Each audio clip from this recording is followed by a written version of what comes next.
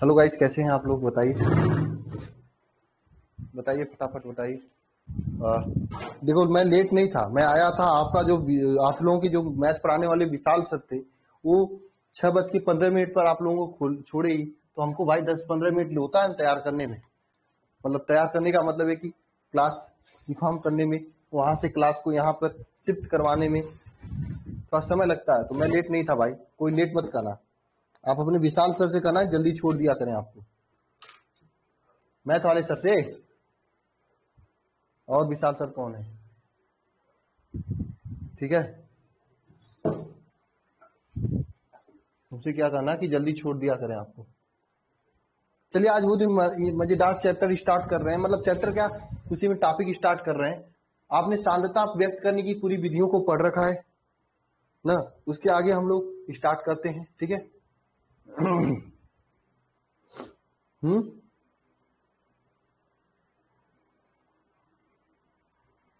रवि सैनी, बाकी सभी लोगों को बुला लो कि सब लोग होली मनाने लगे। अच्छा ये बताओ मुझे, एकदम एक्चुअल बात बताओ, होलिका 17 तारीख को है, होली 18 तारीख को है। हाँ, फिजिक्स माननी में कर दिया मैंने।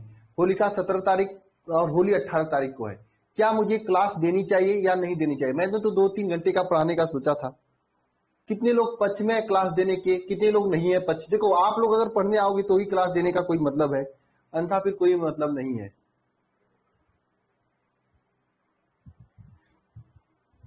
हाँ या ना? रेगुलर आओगे पढ़ने के लिए तभी तो मतलब निकलेगा क्लास का।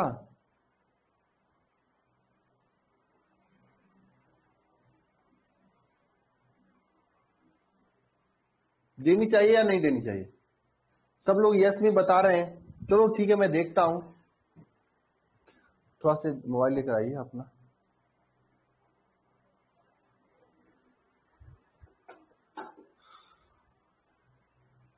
बताइए। देखो, वैसे भी हमारा देखो, और मैथ वाले सर तो बहुत आगे चल रहे हैं, बायोलॉजी वाली मैम भी बहुत आगे चल रही हैं। हाँ, थोड़ा सा लॉगिन कर दीजिए। लेकिन नोटिफिकेशन नहीं आता है। अपने मोबाइल को ना थोड़ा सा घी लेकर, और थोड़ा सा मतलब क्या होता है, दसांग वसांग लेकर उसे मोबाइल पर थोड़ा सा गर्म कर दो, नोटिफिकेशन आने लगेगा। ठीक है, बिल्कुल आने लगेगा।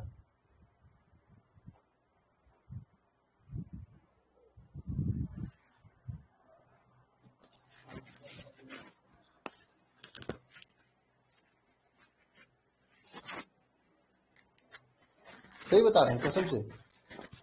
एक बार ट्राई करके देखो, आने लगा नोटिफिकेशन। देखो भाई, नोटिफिकेशन नहीं आ रहा है, किसी भैया भैया को दिखाओ, नोटिफिकेशन सेटिंग में आप होगा। हाँ, ऐप का एक अपडेट भी आया था। हो सकता है अपडेट नहीं क्लियर हो, ये भी तो हो सकता है। ऑसम एडवाइस ना। हाँ, ईशा प्रिया एक बार की थी। बहुत अच्छा, thank you sir.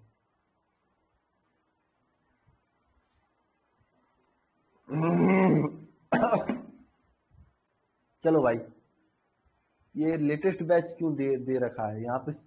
Shikhar batch चल रहा है ना, शिखर बैच चलाओ। अब सही है क्यों भाई? फिजिक्स मॉर्निंग में है, केमिस्ट्री पढ़ने आए हैं हम लोग। तो तुल्यांकी भार वगैरह ये सब चीजें तो निकालने आ ही गया था आप लोगों को ना, इसमें तो कोई प्रॉब्लम ही नहीं था।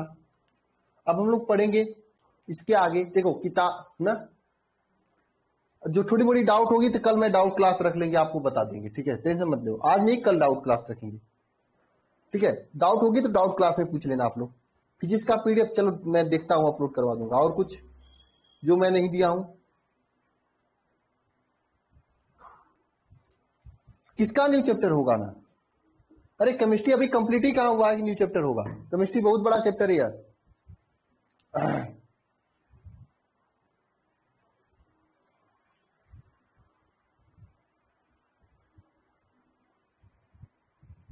बायो का कल मिलेगा, मैम आएंगी कल, मांग के दे दूंगा आपको पीडीएफ। अनुष्का, आप अपने मैम से बात कर लिया करो, ठीक है। चलो,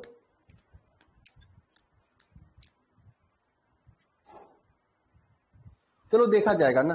अभी सब लोग नहीं आए हो, कम से कम 100 से अधिक लोग जुड़े हुए हैं, 200 क्या 300 कुछ लोग जुड़े हुए हैं, सब लोग लाइव नहीं आते हो, आप लोग बहुत बड़ी गलती करते हो। फिर जुड़ के क्या मतलब जब पढ़ाई नहीं करते हो तो? क्या बात नहीं, मैम को आप लोग परेशान कर देते हो ना।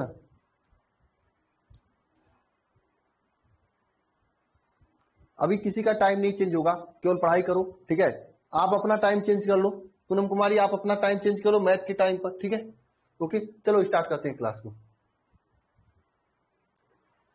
देखिए इस चैप्टर नंबर 2 में आपने एक बहुत ही बड़ा चीज पढ़ लिया, सांद्रता, जिसमें आपको मैंने पढ़ाया था मोललता, मोलरता, मोल प्रभाज, नॉर्मलता, इन सभी चीजों के बारे में, साथ में जो द्रव्यमान आयतन प्रतिशतता, ये सब चीजें मैंने सिखाया था, पढ़ाया था, न्यूमेरिकल कराया था। चीजें बहुत ही महत्वपूर्ण है, वहां से न्यूमेरिकल क्वेश्चन आप सभी लोगों की एग्जाम में बनती है। अब इसके आगे हम लोग क्या करने वाले हैं, कंटिन्यू, इसके आगे हम लोग कंटिन्यू करने वाले हैं। देखिए अगर बुक एनसीईआरटी बुक को देखेंगे आप लोग तो वहां पे विलेयता दिया है, लेकिन हम विलेयता आगे पढ़ाते हैं बाद में। हम उससे पहले पढ़ाते हैं कोलिगेटिव प्रॉपर्टीज, जिसे आप लोग कहते हैं द्रव के अणुसंघ गुणधर्म। क्या कहते हैं? अणुसंघ गुणधर्म, ठीक है। विलेयता, हेरनी का नियम हम लोग आगे पढ़ाएंगे, ठीक है। अभी हम लोग क्या पढ़ेंगे?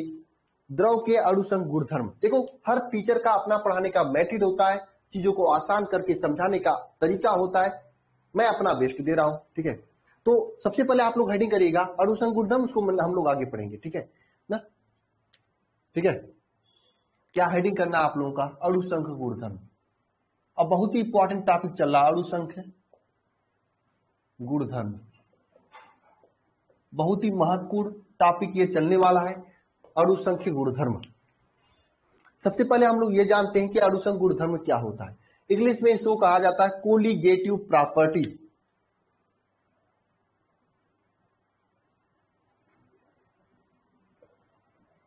कोलिगेटिव प्रॉपर्टीज,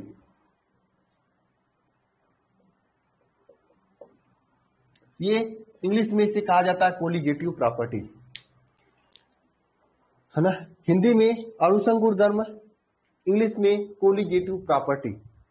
हिंदी में क्या? अणुसंघ गुणधर्म, इंग्लिश में कोलिगेटिव प्रॉपर्टी, ठीक है ना। ये इसे हिंदी में कहा जाता है। क्या होता है? देखिए अणुसंघ गुणधर्म किसे कहा जाता है?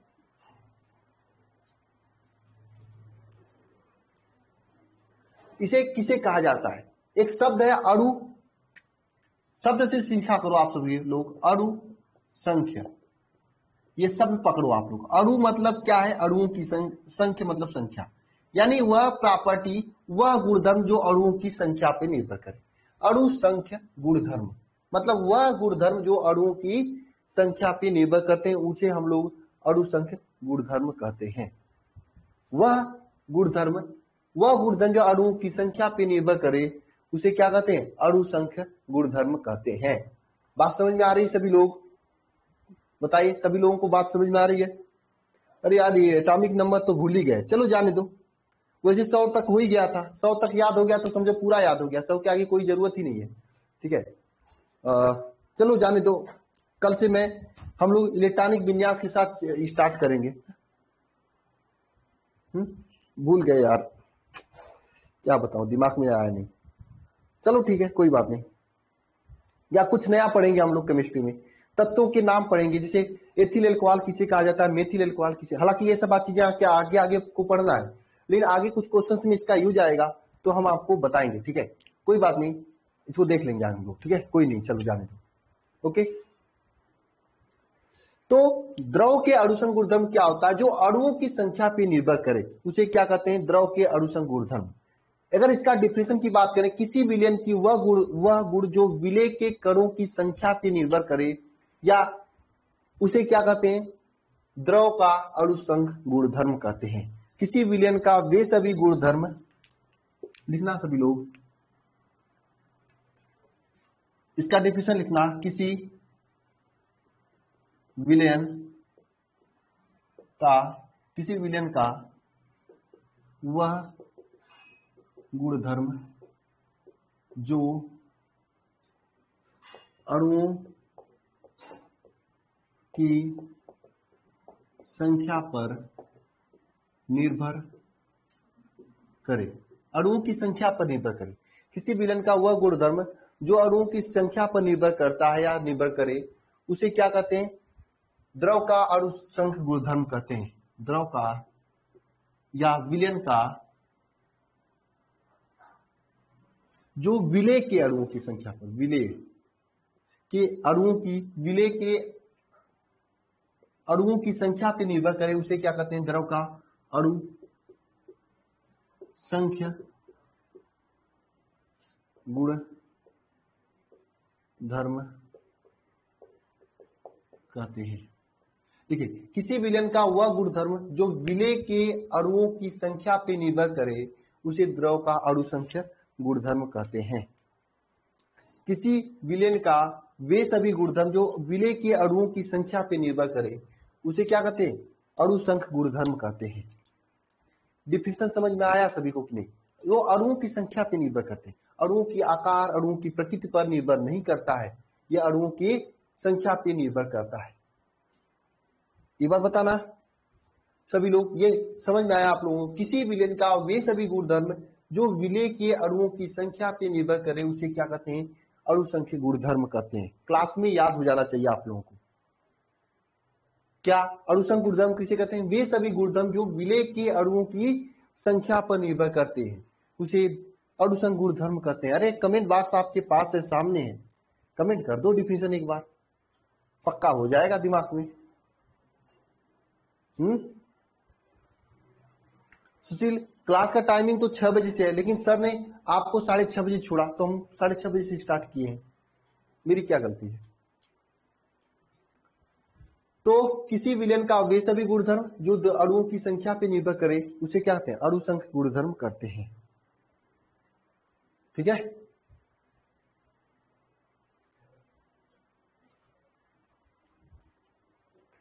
ये डिफिनेशन याद हुआ सभी लोग? देखो, यह अणु संख्य गुणधर्म 4 प्रकार के होते हैं। गुणधर्म कितने प्रकार के होते हैं? 4 प्रकार के होते हैं। भाई साहब, अणु संख्य गुणधर्म कितने प्रकार के होते हैं? 4 प्रकार के होते हैं। फिर से समझना, किसी विलयन का वह गुणधर्म जो विलय के अणुओं की संख्या पर निर्भर करे उसे अणु संख्य गुणधर्म कहते हैं। अणु संख्य गुणधर्म कितने प्रकार का होता है? 4 प्रकार का होता है। कौन 4 प्रकार होता है? याद कर लेना। पहला होता है आपका परासरण दाब। दूसरा होता है आपका, पहला होता है परासरण दाब, दूसरा होता है वाष्प दाब का आपेक्षिक अवनमन। वाष्प दाब का आपेक्षिक अवनमन। तीसरा होता है, पहला होता है परासरण दाब, दूसरा होता है वाष्प दाब का आपेक्षिक अवनमन, तीसरा होता है आपका क्वथनांक में उन्नयन। क्वथनांक में उन्नयन। चौथा होता है आपका हिमांक में अवनमन। हिमांक में अवनमन। ये 4 प्रकार के गुणधर्म होते हैं अणु संख्य गुणधर्म। कौन? परासरण दाब, वाष्प दाब का आपेक्षिक अवनमन, क्वथनांक में उन्नयन, हिमांक में अवनमन। ये चारों को याद रखना सभी लोग, क्योंकि एग्जाम में क्वेश्चन बेवकूफों वाला पूछता है। मैं दिखा रहा हूं क्वेश्चन, अगर आपको नहीं याद रहेंगे तो प्रॉब्लम हो जाएगा, नहीं कर पाओगे क्वेश्चन। देखो, ऐसे क्वेश्चन पूछ लेता है आपसे, निम्नलिखित में से कौन सा अणु संख्य गुणधर्म नहीं है? 4 ऑप्शन है, बताओ कौन सा ऑप्शन सही होगा? निम्नलिखित में से कौन सा अणु संख्य गुणधर्म नहीं है? 4 ऑप्शन है, बताओ कौन सा ऑप्शन सही होगा? ये निम्नलिखित में से कौन सा गुणधर्म, बताओ कौन सा अणु संख्य गुणधर्म नहीं है? बताओ। अरे नहीं है, या कौन सा गुणधर्म है? डी, एक के ब्रॉड।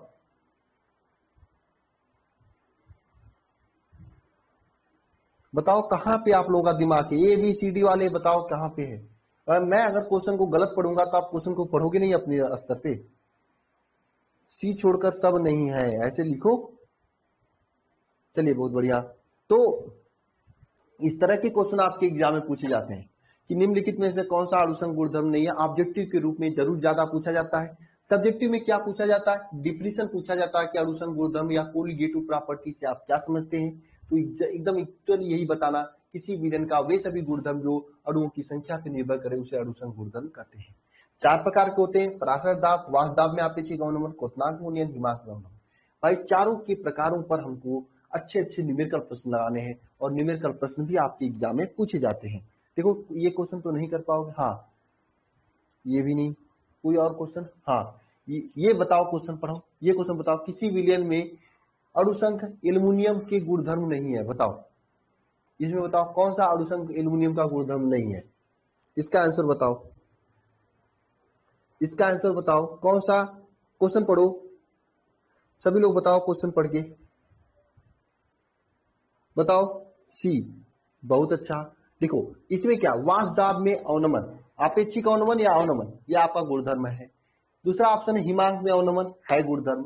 तीसरा ऑप्शन क्या है, क्वथनांक उन्नयन, है गुणधर्म, ठीक है, क्वथनांक उन्नयन है गुणधर्म, ठीक है। पराशर दाब है गुणधर्म। लेकिन इसमें एक है क्या आपका ऑप्शन, पृष्ठ तनाव, पृष्ठ तनाव अणुसंघ गुणधर्म नहीं है, इसलिए पृष्ठ तनाव आपका सही आंसर होगा। इसमें पूछा कौन सा नहीं है, तो इस तरह से आपके एग्जाम में ऑब्जेक्टिव क्वेश्चन में पूछता है कौन सा अणुसंघ गुणधर्म नहीं है। तो ये चारों चीज अगर आपको याद रहेगा तो आप इजिली आंसर दे लोगे। नंबर 1। नंबर 2 यह है आपका कि इसका डिफिनेशन पूछेगा तो किसी विलयन का वह गुणधर्म जो अणुओं की संख्या पर निर्भर करे उसे द्रव का अणुसंघ गुणधर्म कहते हैं, ये भी आप लिख लोगे। चलिए आगे चलते हैं, ठीक है, कुछ और आपको मैं बताता हूं, ठीक है ना। तो देखो इसमें सबसे पहले हम लोग पराशर दाब के बारे में पढ़ेंगे, पराशर दाब के बारे में पढ़ेंगे, ठीक है। उसके बाद वाष्प दाब में आपेक्षिक अवनमन, क्वथनांक मूल्य, सबके बारे में पढ़ेंगे, सब पे आधारित न्यूमेरिकल लगाएंगे हम लोग, ठीक है। तो चलिए एक एक से स्टार्ट करते हैं। हेडिंग करिएगा पराशर दाब। याद हो रहा है ना आप लोगों को, बताओ, कोचिंग जाने की जरूरत तो नहीं है ना, मैं याद करा दे रहा हूं ना आप लोगों को। अगर आप ये लिख कर याद करके अपना प्रीवियस ईयर का क्वेश्चन पेपर खोलना, जो भी इस चैप्टर के क्वेश्चन आए होंगे कर लोगे आप लोग ना? तो हेडिंग करना पराशर दाब, हेडिंग क्या करना है, पराशर दाब। देखो 4 होते हैं, उसमें जो पहला पराशर दाब के बारे में हम लोग पढ़ रहे हैं। एक बात और ध्यान देना, पराशर दाब को पढ़ने से पहले हम लोग सबसे पहले पराशरण पढ़ेंगे, पराशरण पढ़ेंगे, पराशरण पढ़ेंगे। पराशर दाब पढ़ने से पहले हम लोग सबसे पहले पराशरण पढ़ेंगे, ठीक है, पराशरण, पराशरण पढ़ेंगे, ठीक है। अच्छा ये बताओ इसमें से कितने लोग दौड़ने वाले हैं, सुबह दौड़ते हैं, बताओ। चना वो आता है, किशमिश, ये सब खाते हैं, सुबह दौड़ कर आके खाते हैं, कौन कौन है। हाँ देखो भाई, जो आप लोग सुबह दौड़कर चना किशमिश खाते हो ना, उसमें भी ये पराशर का कंसेप्ट लगता है, उसमें भी पराशर का कंसेप्ट लगता है। कैसे लगता है कंसेप्ट, ये मैं आपको अभी बताऊंगा।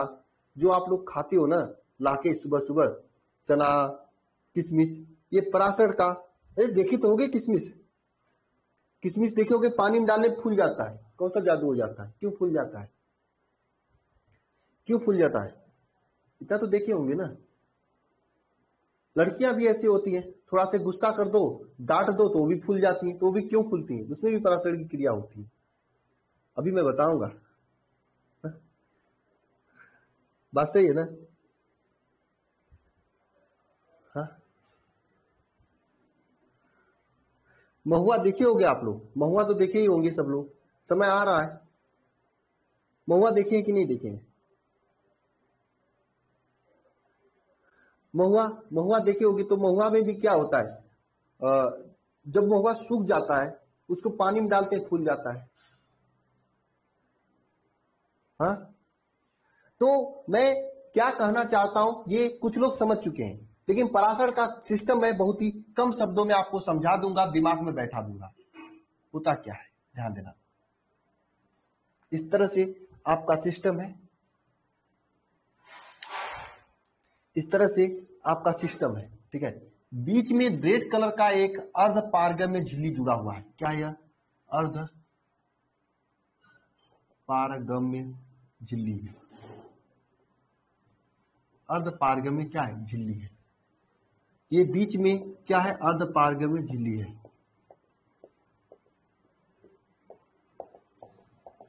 ठीक है, ये बीच में क्या है, अर्धपारगम्य क्या है, झिल्ली है ना झिल्ली, ये अर्धपारगम्य झिल्ली है।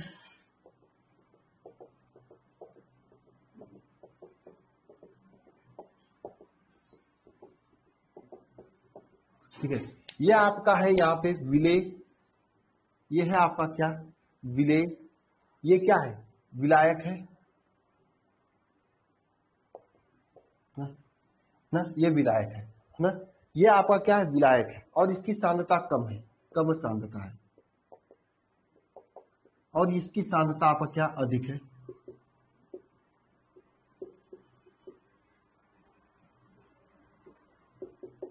ठीक है, इसकी सांद्रता अधिक है। ठीक है, बात समझना सभी लोग। इसमें होता क्या है, इसमें होता क्या है, देखो यह अर्धपारगम्य झिल्ली लगाने के बाद ये क्या होता है, ये कम सांद्रता से अधिक सांद्रता की ओर विलायक के अणु जाने लगते हैं। यही क्रिया को हम लोग परासरण कहते हैं। कम सांद्रता से अधिक सांद्रता की ओर, कहां से, कम सांद्रता, सांद्रता से किस, अधिक सांद्रता की ओर, अधिक सांद्रता की ओर जो कण जाने लगते हैं, विलायक के कण, किसके, विलायक के कण ये जाने लगते हैं। इस क्रिया को क्या कहते हैं हम लोग, परासरण कहते हैं। इस क्रिया को क्या कहते हैं, परासरण कहते हैं। कम सांद्रता से अधिक सांद्रता की।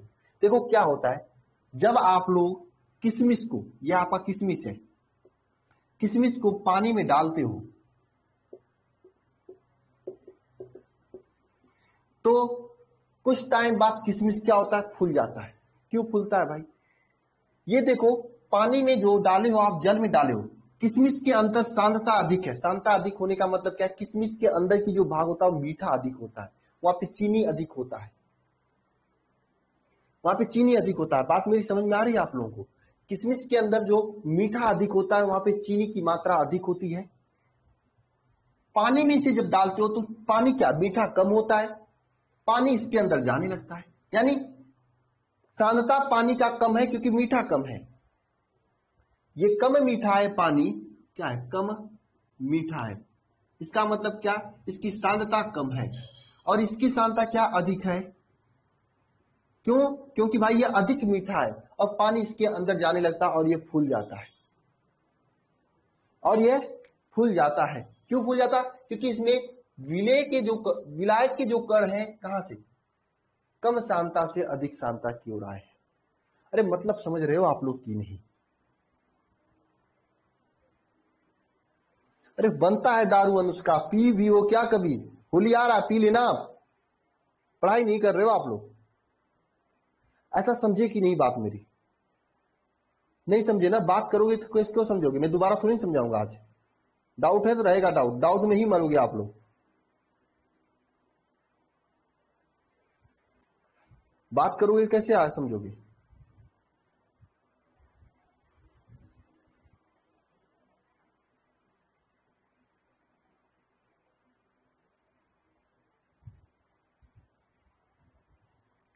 अरे सब बताऊंगी पूनम कुमारी, सब बताऊंगा मैं, सब पर सम पराशर, पर पराशर, अति पराशर, प्रतिलोम पराशर, सब बताऊंगा, क्यों परेशान हो, पराशर तो पढ़ लो। मेरे कहने का मतलब यह है कि जब आप लोग किशमिश को पानी में डालते हो, किशमिश पहले छोटा होता है फिर किशमिश फूल जाता है। क्यों फूलता है, क्योंकि पानी के जो कण है इस किशमिश के अंदर आ जाते हैं।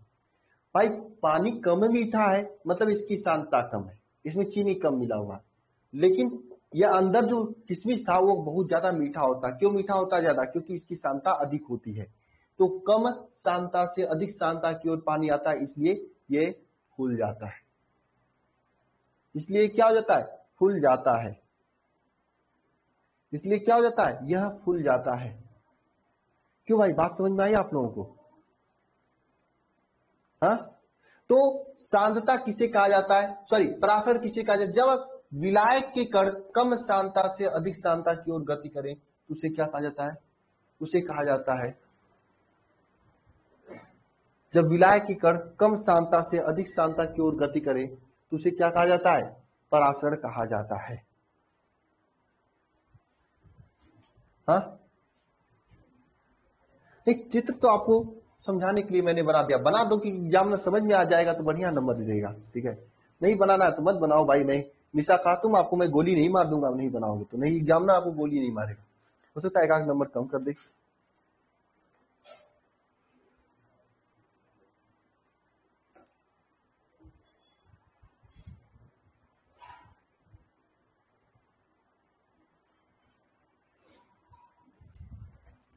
जिसको स्क्रीन शो नहीं हो रहा है ना, एक बार क्या करें कि इसको बंद करके फिर से स्क्रीन खोलें, लेक्चर को, हो जाएगा।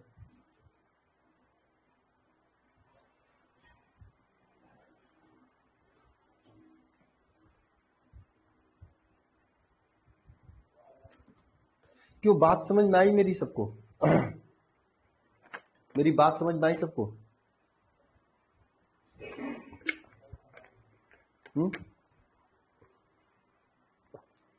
आ गई सबको ना? देखो भाई, सीधी सी बात है, मैं फिर से समझा देता हूं कि ये मुनक्का था जिसे आप लोग हिंदी में करते हो। किशमिश था, किशमिश था छोटा, पानी में डालने बढ़ गया इतना। क्यों बढ़ा? क्योंकि पानी के कुछ कण इसके अंदर आ गए। सीधी सी बात है, पानी की मात्रा यदि ज्यादा है तो पानी विलायक है, यहाँ पर विलायक के कण इस किशमिश के अंदर आ गए। क्यों आए किशमिश के अंदर? क्यों आए? क्योंकि यहाँ पे पराशर की क्रिया हुआ। ठीक है, देखो भाई, मैं इतना ज्यादा रिपीट करूंगा तो कुछ बच्चे ऐसे हैं ना कि जिनको दिक्कत होगी, वो पढ़ने वाले हैं, आप लोग ध्यान से पढ़ते नहीं हो, दिक्कत होती है आप लोग को। मैं इतना स्लो पढ़ाता हूं फिर भी आप लोगों को नहीं समझ में आता है, एकदम बोर्ड का लेवल लेके चलता हूं फिर भी नहीं समझ में आता है। इसका मतलब आप लोग पढ़ते नहीं हो ध्यान से। सही कर रहा हूं या गलत कर रहा हूं? बताओ मुझे, दिल से हाथ रख के बताओ। हाँ बताओ, ये इसमें आप लोगों का घाटा है ना। और मैं तेज चलता तो आज ये पराशर कंप्लीट हो जाता। ये आधे घंटे का टॉपिक आप 2 घंटे लोगे, आप मजे लो, बात कर लो, मुझे क्या है। मैं आपको जुलाई तक नहीं होगा तब अगस्त में होगा। लेट आप लोगों का हो रहा है, मेरा थोड़ी हो रहा है। मैं तो रेगुलर क्लास दे रहा हूं। आप लोग रेगुलर नहीं पढ़ोगे, ध्यान से नहीं पढ़ोगे तो मैं क्या कर सकता हूं?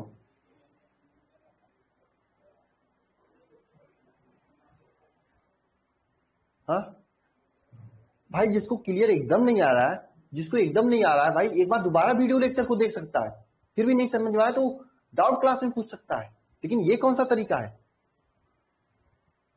इस तरीके से आप लोगों का घाटा। यार आप लोग बड़े हो गए हो, इतना तो सोची समझ सकते हो भाई। हमको क्या है? हाँ तो आप लोग सपोर्ट नहीं करोगे कैसे करेंगे हम, बताओ? कैसे करा सकते हैं आप लोग? आप लोग सपोर्ट ही नहीं करते हो मेरा। कम से कम जिसको नहीं समझ में आ रहा है उसको तो समझा दिया करो आप लोग कमेंट बॉक्स में। एक दूसरे का सपोर्ट क्या करो थोड़ा सा। देखो भाई, मैं आपको एक समय दे देता हूं, हम आया करूं तो 10-5 मिनट पूछ लिया करो, जो पूछना है जाते समय पूछ लिया करो, ये बीच में पढ़ा करो अच्छे से।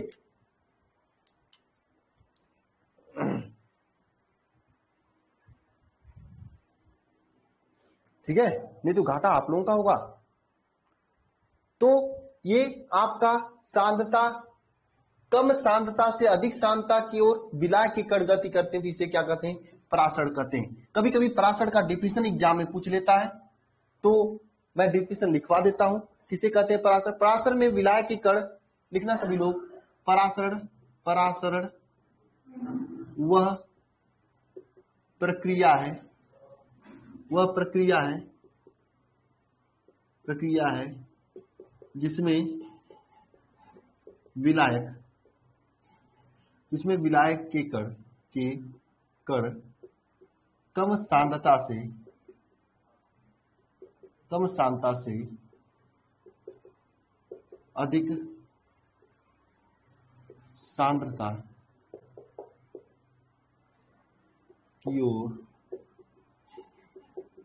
गति करते हैं, कम सांद्रता से अधिक सांद्रता की ओर गति करते हैं। परासरण वह प्रक्रिया है जिसमें विलाय के कण कम सांद्रता से अधिक सांद्रता की ओर क्या करते हैं? गति करते हैं ना। ये डिफिनेशन है, ये डिफिनेशन है, याद तो ही गया होगा। परासरण वह प्रक्रिया है जिसमें विलाय के कण कम सांद्रता से अधिक सांद्रता की ओर गति करते हैं। देखिए परासरण जो होता है दो प्रकार का होता है, यह दो प्रकार का होता है, ये दो प्रकार का होता है। एक होता है आपका अंतःपरासरण, दूसरा होता है बाह्य परासरण। एक होता है आपका अंतःपरासरण, दूसरा क्या होता है, बाह्य परासरण। देखिए भाई अंतःपरासरण बाह्य परासरण के बारे में ज्यादा कुछ पूछा नहीं जाता है, मैं आपको बता देता हूं, या छोड़ो जाने दो, नहीं बताऊंगा, सीधी सी बात है, ठीक है, छोड़ो जाने दो, रहने दो, ठीक है। दो प्रकार का होता है, इतना जान लो। कहीं या नहीं आपसे ये पूछेगा कि क्या होता है अंतःपरासरण, क्या होता है बाह्य परासरण।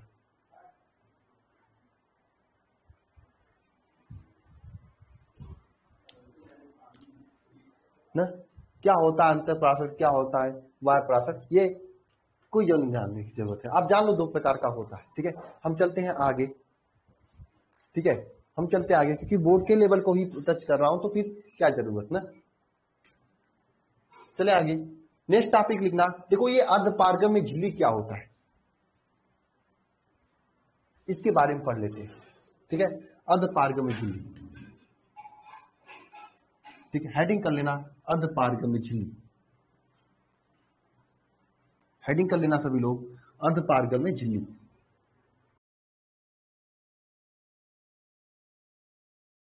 क्या हेडिंग करना है, अर्धपारगम्य झिल्ली।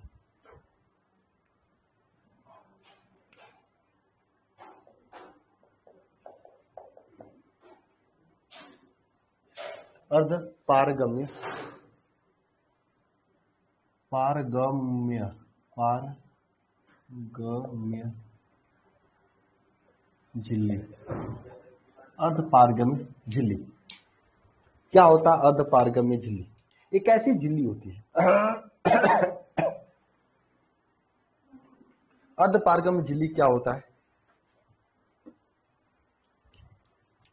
अर्धपारगम्य झिल्ली क्या होता है, एक ऐसी झिल्ली, देखिए झिल्ली दो तीन प्रकार की होती है। एक तो होता है पारगम्य झिल्ली, पारगम्य झिल्ली, दूसरा होता है अपारगम्य झिल्ली,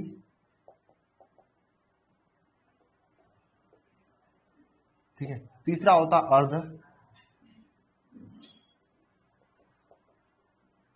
पारगम्य झिल्ली। तीन प्रकार की झिल्लियां होती हैं, पारगम्य, अपारगम्य और अर्धपारगम्य झिल्ली।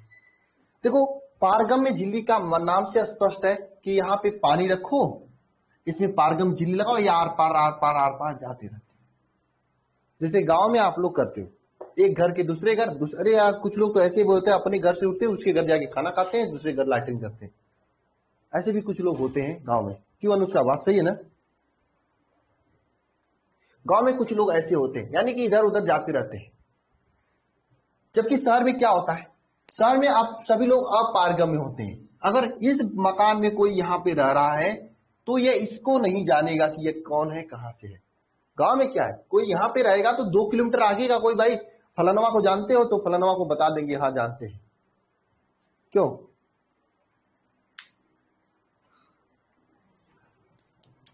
ना, ऐसा होता है ना। अरे सबका क्षेत्र बन गया है, जिससे आप लोग बहुत सारे लोग हैं, उनका अपना क्षेत्र है, 5-10 किलोमीटर तक सब लोग एक दूसरे को जानते हैं। क्यों राहुल, अरे मैं राहुल को ही ले लो, पूरा दुनिया जानता है उनको ना। तो ये पारगम्य वाले लोग हैं, जबकि अपारगम्य वाले क्या है कि यहां पे रहेंगे ये नहीं जानेगा। हाँ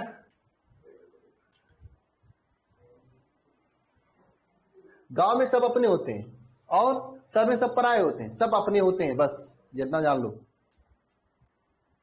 तो यहाँ पे पारगम्य झिल्ली क्या होते हैं, आर पार जा सकते हो, अपारगम का मतलब आर पार नहीं जानते। और रही बात अर्धपारगम जिसके बारे में पढ़ना है, तो अर्धपारगम का मतलब है कि आधा जानते हो, वन साइड लव, आप जानते हो लेकिन वो आपको नहीं जानती है, या जानते हैं, ऐसा हो सकता है। प्राइम मिनिस्टर श्री नरेंद्र मोदी जी को सब लोग जानते हैं, लेकिन आपको, आप में से कोई किसी को नहीं जानते हैं। क्यों भाई सुमन, किसी को कोई नहीं जानता है। मोदी जी जानते हैं क्या आपको? फोन कॉल बातों तो होती है क्या मोदी जी से? क्यों सोनू केसरी होती है क्या? नहीं ना। लेकिन आप लोग जानते हो, तो अर्ध पारगम है। केवल एक लोग जानेंगे, सब लोग नहीं जानेंगे। मैं ऐसे ही पढ़ाता हूं, इस तरह से याद रखाता हूं आपको। पारगम का मतलब सब लोग एक दूसरे से आर पार करके चले जाएंगे। अपारगम का मतलब कोई किसी को नहीं जानेगा। अर्ध पारगम का मतलब आधा जाएगा आधा नहीं जाएगा।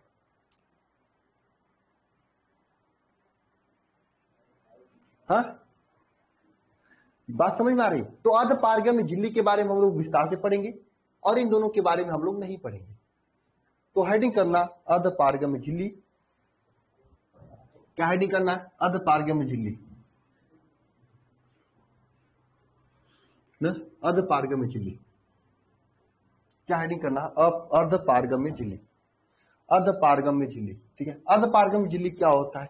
ऐसी झिल्ली जिससे विलायक के कण आर पार चले जाते हैं जबकि विलय के कण आर पार नहीं जा पाते हैं, उसे अर्ध पारगम्य झिल्ली कहते हैं। ऐसी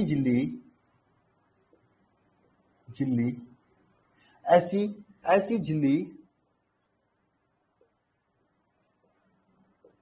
जिसमें विलायक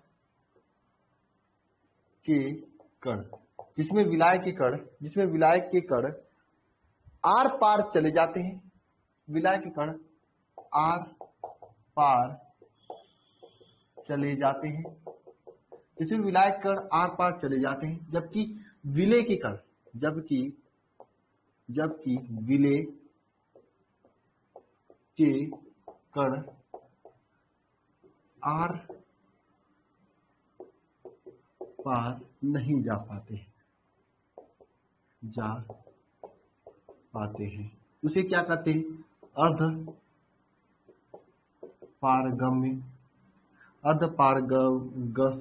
पारगम्य झिल्ली कहते हैं। उसे क्या कहते हैं? अर्ध पारगम्य झिल्ली कहते हैं। ऐसी झिल्ली जिसमें विलायक के कण आर पार चले जाते हैं जबकि विलय के कण आर पार नहीं जा पाते, उसे क्या कहते हैं? अर्ध पारगम्य झिल्ली कहते हैं। ऐसी झिल्ली होती है जिसमें विलायक के कण आर पार चले जाते हैं जबकि विलय के कण आर पार नहीं जा पाते हैं, उसे अर्ध पारगम्य झिल्ली कहते हैं। क्या कहते हैं? उसे अर्ध पारगम्य झिल्ली कहते हैं ना। एक बार सभी लोग डिफिनेशन लिखना कमेंट बॉक्स में ताकि याद हो जाए आप लोगों को ना। नेक्स्ट, आप यह अर्ध पारगम्य झिल्ली जो है यह दो प्रकार का होता है। यह दो प्रकार का होता है। कितने प्रकार का होता है? दो प्रकार का होता है। एक प्रकार इसका होता है आपका क्या? प्राकृतिक अर्ध पारगम्य झिल्ली, प्राकृतिक अर्ध पारगम्य झिल्ली। दूसरा होता है कृत्रिम अर्ध पारगम्य झिल्ली। याद हो रहा है कि नहीं आप लोगों को? याद हो रहा है ना साथ साथ में? एक होता है प्राकृतिक अर्ध पारगम्य झिल्ली, सेमी मेंबर कहा जाता है। ठीक है, प्राकृतिक अर्ध पारगम्य झिल्ली। दूसरा होता है कृत्रिम अर्ध पारगम्य झिल्ली। हाँ, याद हो रहा है ना? ठीक है, बात कर लेते हैं प्राकृतिक। पहले सबसे पहले हम लोग प्राकृतिक अर्ध पारगम्य झिल्ली के बारे में बात करते हैं। प्राकृतिक अर्ध पारगम्य झिल्ली के बारे में बात करते हैं। देखो, प्राकृतिक अर्ध पारगम्य झिल्ली क्या होता है? जैसे अंडे की झिल्ली होती है, अंडे की झिल्ली। देखिए यह क्या होता है, इसका हम लोग कहीं पे यूज नहीं करते क्योंकि यह बहुत ही हल्का होता है ना। ये इसका जो होता है सिस्टम बहुत ही कम, ये मतलब कभी कभी विलय विलायक दोनों को जाने देता है, बहुत ही तेज नहीं होता है ना, इसलिए इसका हम लोग ज्यादा यूज नहीं करते हैं। आप लोग याद कर सकते हैं अंडे की झिल्ली, किशमिश जो होता है, किशमिश का जो है किशमिश का ऊपर का जो खोखला होता है वह, किशमिश का जो ऊपर का खोखला होता है वह, या फिर बकरे का, जाने दो बकरे का मत देखो। तो ये सभी चीजें होती हैं ना। तो इसके बारे में आपको ज्यादा पढ़ना नहीं है, मुझे क्या पढ़ना है, कृत्रिम अर्धपारगम्य झिल्ली जो हमेशा यूज होता है, कृत्रिम अर्ध झिल्ली, कृत्रिम अर्धपारगम्य झिल्ली के बारे में पढ़ना है। कृत्रिम अर्धपारगम्य झिल्ली क्या होता है, कृत्रिम अर्धपारगम्य झिल्ली क्या होता है, इसमें क्या होता है, इसमें काफी सारे, अब समझ लो लड़का लड़की एक ही होता होगा तो बकरा बकरी एक ही होता होगा, बहुत बढ़िया। ठीक है, ध्यान देना। कृत्रिम अर्धपारगम झिल्ली में क्या होता है, क्या होता है, calcium phosphate, calcium phosphate, calcium phosphate, calcium phosphate, calcium phosphate, copper ferrocyanide, copper ferrocyanide, ये सब कृत्रिम अर्धपारगम झिल्ली होते हैं जो कि हमेशा यूज किया जाता है। ठीक है, और जो कॉपर फेनोसाइनाइड है ना, ये सबसे बढ़िया अर्धपारगम्य झिल्ली होता है, यही आपके एग्जाम में ऑब्जेक्टिव के रूप में पूछा जाता है, इसी के लिए मैं इतना पढ़ाया आप लोगों को। ठीक है, यह सबसे बढ़िया, सबसे अच्छा अर्धपारगम्य झिल्ली होता है। ठीक है, ये सबसे अच्छा अर्धपारगम्य झिल्ली होता है, वो मैं ऐसा ही लिखा हूं। ठीक है, बोलो, ये सबसे बढ़िया, ये अर्धपारगम्य झिल्ली होता है। ये अर्धपारगम्य झिल्ली के बारे में सभी को समझ में आया। राजभान, बदमाशी हो रही है आपकी, मैं देख रहा हूं, मैथ वाले सर भी कह रहे थे और यहां पे भी मैं देख रहा हूं। सुधर जाओ, नहीं तो सुधरा दिए जाओगे राजभान। मेरे पास एक ऐसा सिस्टम है कि आपके यहाँ क्लास बंद हो सकता है सेकेंड भर में। ठीक है, क्लास पे फोकस नहीं कर रहे हो, नाम मैं सबका यहाँ पे आईडी आ जाता है, सबका लिख सकता हूं। क्लास एक हफ्ते के लिए बंद कर दूंगा, फिर समझ में आ जाएगा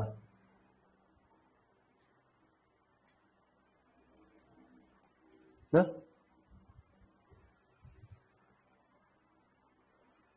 अब मैं कुछ नहीं बताऊंगा, आप लोग पढ़ने फोकस ही नहीं करो, मैं क्यों रिपीट करूं, आप दोबारा लेक्चर को देख लेना अपलोड होने के बाद, नहीं बताऊंगा मैं, किसी का डाउट नहीं बताऊंगा आज। ये आदत अच्छी नहीं है आप लोगों की, बात करते हुए मुझे कोई भी क्लास में बात करते हुए दिखाई दिया, मैं उसका नाम, गांव, पता एक साथ जाके इनएक्टिव करवा दूंगा उसका कोर्स एक हफ्ते के लिए। अब कोई चीज डाउट होगा तो सबको डाउट होगा, तो मैं बताऊंगा।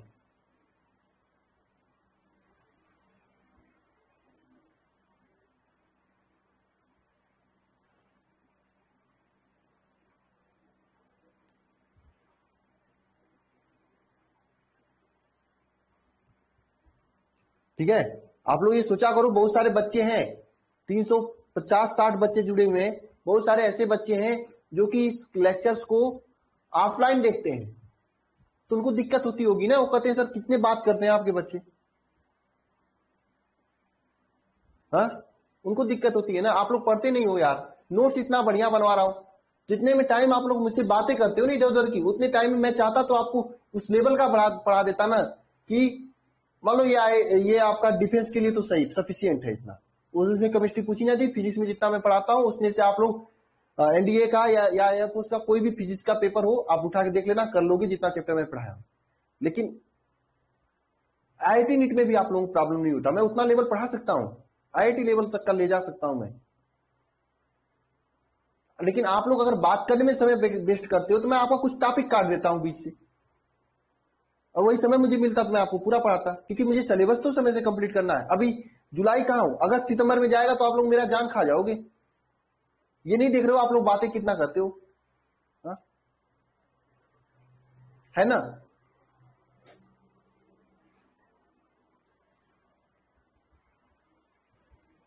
ना, जो क्लास हो रही है सचिन उसकी तो पढ़ना नहीं है आप लोगों को। अरे नहीं, डाउट तो आज नहीं बताऊंगा मैं, आज डाउट बताने ही वाला नहीं हूं, आज मेरा दिमाग खराब हो गया आप लोगों की बातों से।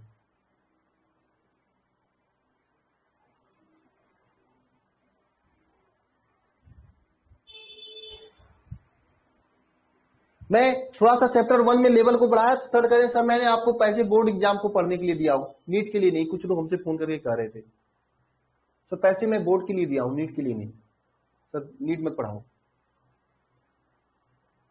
ऐसे भी बोलने वाले बच्चे हैं, सीधे कह रहे थे मैं बोर्ड के लिए पैसा दिया हूं, नीट के लिए नहीं। फिर क्या ही ऐसे लोगों को कर सकता हूं।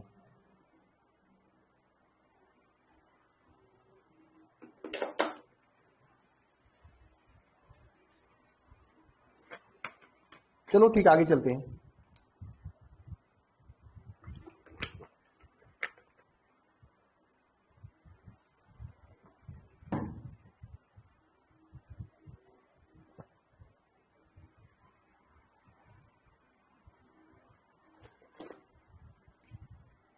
फिर मुझे कुछ कहना मत।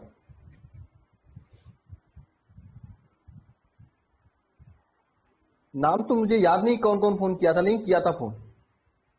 चलो ठीक है, ये समझ में आया सबको ना? कुछ नहीं है, पढ़ लेना, समझ में आ जाएगा। अर्धपारगम झिल्ली क्या होता है ये तो मैंने लिख ही दिया, पढ़ लेना, ये समझ में आ जाएगा। दो प्रकार होता है, प्राकृतिक तथा अप्राकृतिक। और प्राकृतिक झिल्ली जो होता है अंडा और ये किसमिस होता है, अप्राकृतिक कृत्रिम झिल्ली, ये सब देख लेना आप लोग, हो जाएगा। ये सबसे बढ़िया झिल्ली होता है, ठीक है। कौन? कॉपर फेरोसाइनाइड, ठीक है।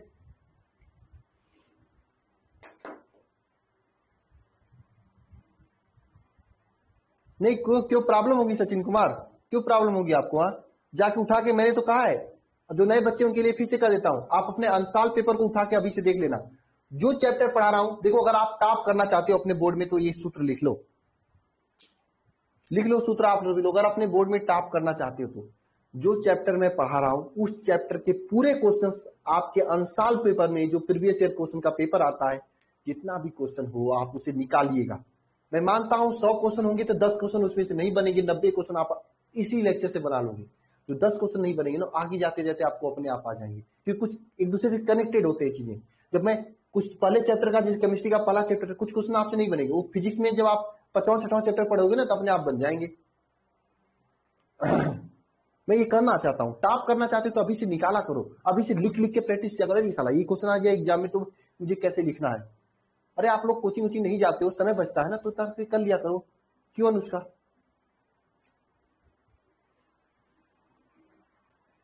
ठीक है, चलते हैं आगे हम लोग।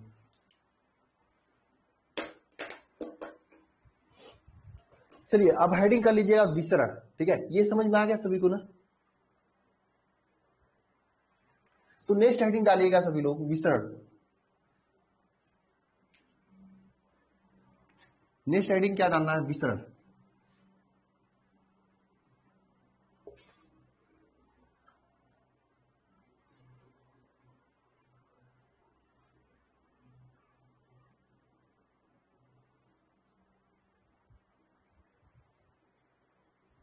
नेक्स्ट हेडिंग डालना है विसरण। देखो विसरण एग्जाम में पूछा नहीं जाता है, ये लिख लो आपको, विसरण एग्जाम में पूछा नहीं जाता है।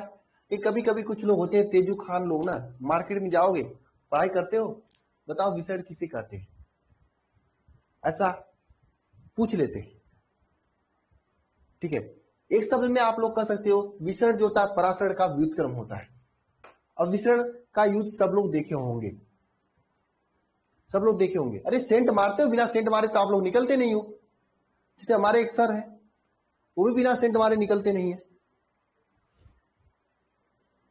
मैं दिखा रहा हूं सेंट से कैसे मार के विसरण की क्रिया को आप समझ सकते हो, मैं दिखा रहा हूं आपको। एक मिनट रुकिएगा सभी लोग, मैं सेंट मंगवा रहा हूं, ठीक है। Ajay sir, Ajay sir, Ajay sir है नहीं क्या? चले गए हैं मार्केट में घूमने। परफ्यूम की बात कर रहा हूं मैं लेकर आता हूं परफ्यूम, सस्ता वाला परफ्यूम मेरे यहाँ वो रखे हैं, उन्हीं का चुरा कर लेकर आता हूं, आप बने रहो।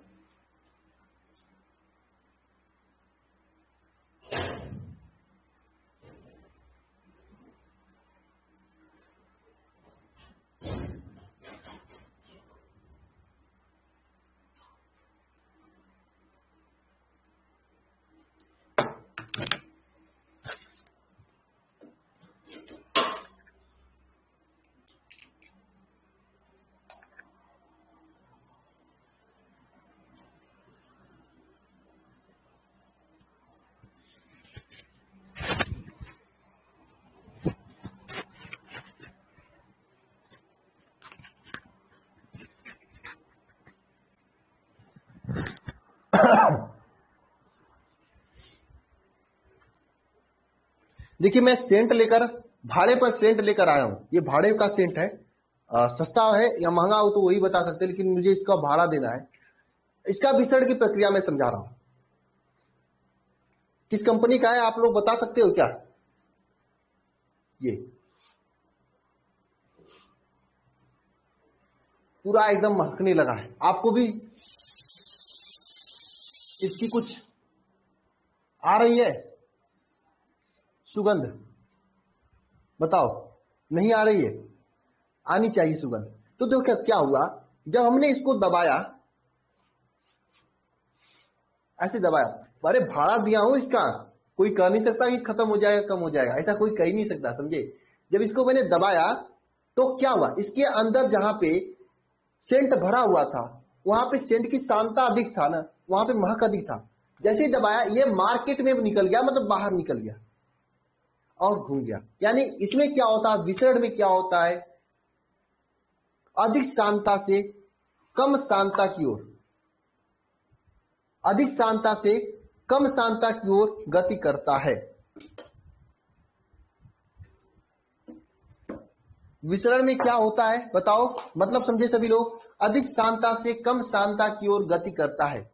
जो विलय के कण होते हैं यह अधिक सांता से कम सांता की ओर गति करते हैं। एक बात मुझे जरा बताना, अगर आप स्टार्टिंग से पढ़ रहे हो तो मुझे बता लोगे। बताओ, इस सेंट में जब मैं इसको दबा रहा था,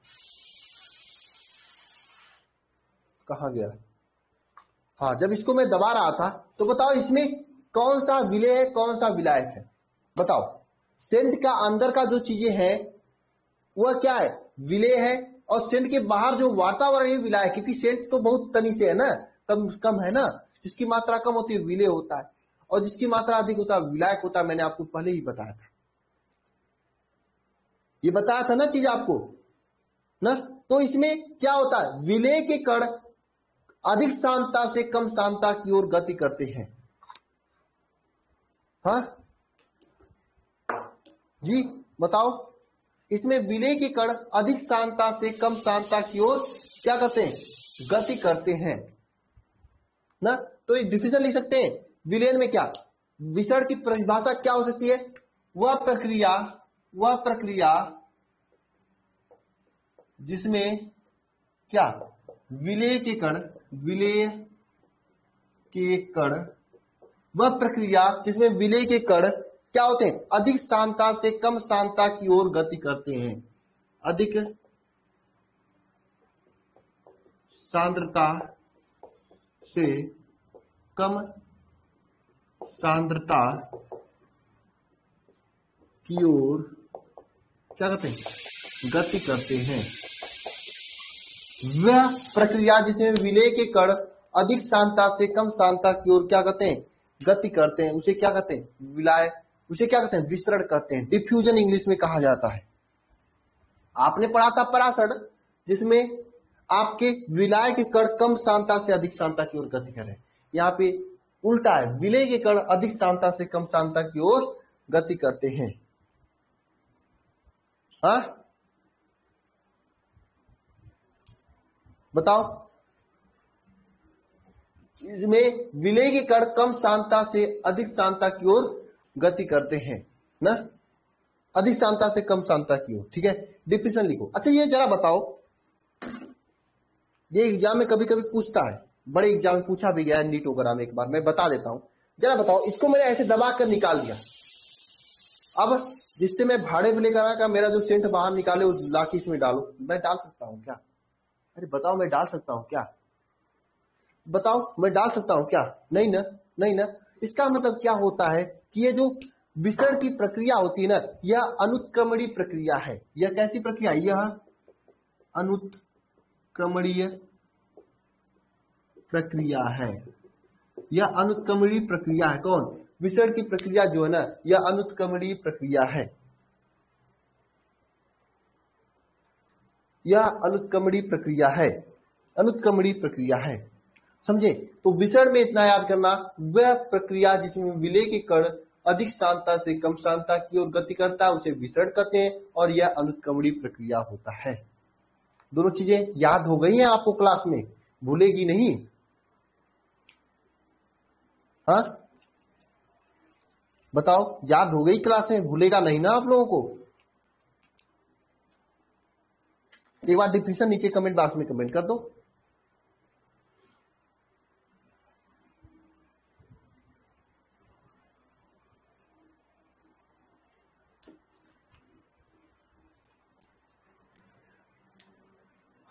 हाँ, विसरण प्रसरण एक ही है। देखो, प्रसरण शब्द तो मैं देखा हूं एक बार, इंग्लिश देख लेना आप पूनम कुमारी। इसको हिंदी में विसरण कहते हैं, इंग्लिश में डिफ्यूजन कहते हैं। प्रसरण को इंग्लिश में क्या कहते हैं? अगर डिफ्यूजन कहा जाता होगा तो दोनों एक ही होगा। ईमानदारी से मैं बता रहा हूं, मुझे खुद नहीं पता प्रसरण शब्द किसका है। ठीक है, इंग्लिश में बताओ मुझे, प्रसरण को इंग्लिश में क्या कहा जाता है? पूनम कुमारी बताओ, बताओ प्रसरण को इंग्लिश में क्या कहा जाता है? देखो, मैं हिंदी बहुत वीक है, मैं इंग्लिश मीडियम से पढ़ा हूं। प्रसरण को इंग्लिश में क्या कहा जाता है?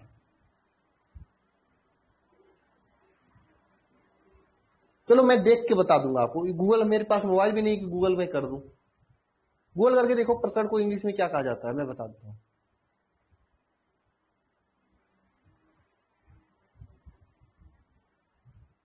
वही बात ना, यहाँ पे पढ़ने वाले बच्चे थोड़ी ना। दिशा प्रिया,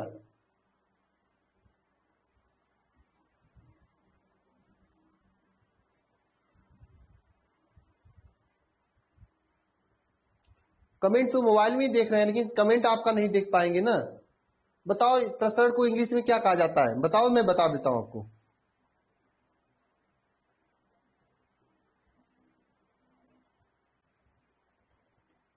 बिल्कुल रोशनी, रोशनी कुमारी, कौन सा पॉइंट छोड़े हैं? मैंने विलेता का पॉइंट छोड़ा। मैंने स्टार्टिंग में कहा कि विलेता वाला पॉइंट मैं अंतिम में पढ़ाऊंगा, क्योंकि मैं इसी तरह से पढ़ाता हूं, जो चीजें जैसे कनेक्टेड होती है वैसे पढ़ाता रहता हूं। ऐसे विलेता पढ़ाया होता तो आप लोग थोड़ा समझने में कठिनाई होती है। आगे जाते जाते चीजें और क्लियर हो जाएंगी तो विलेता आपको आसान हो जाएगा।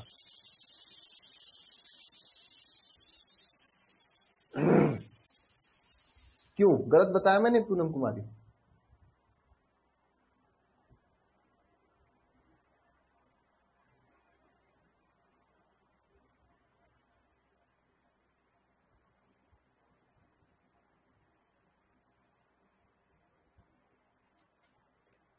राइट है ना? चलिए ठीक है, ये समझ में आया ना विसरण प्रासरण। कल हम लोग पढ़ेंगे परासर दाब के बारे में। आज के लेक्चर बस इतना, लेकिन प्लीज आप लोगों से मैं एक रिक्वेस्ट करता हूं कि आप लोग पढ़ाई किया करो। यहाँ पे जो मैं यहाँ पे पढ़ाता हूं ना, उसे डिफिनेशन नीचे कमेंट बॉक्स में कमेंट कर दिया करो मेरे बताने से पहले, तो आपको अच्छे समय तक याद रहेगा। कितना, अगर एक बार कॉपी पे लिखोगे, एक बार कमेंट बॉक्स में लिखोगे, एक बार फिर रफ पे लिखोगे, तो हमेशा चीजें याद हो जाएंगी लंबे समय तक। आपको कहीं जाने की आवश्यकता नहीं होगी, कहीं भी जाने की आवश्यकता नहीं होगी आपको। वही टाइम है। ठीक है, लेकिन मेरा दिमाग आज आप लोगों ने खराब कर दिया है, बहुत गलत किया आप लोगों ने। चलो ठीक है, ओके।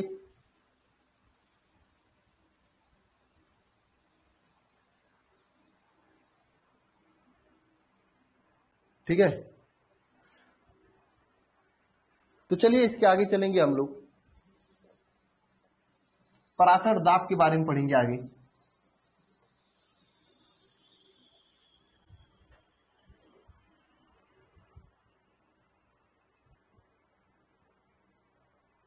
ठीक है।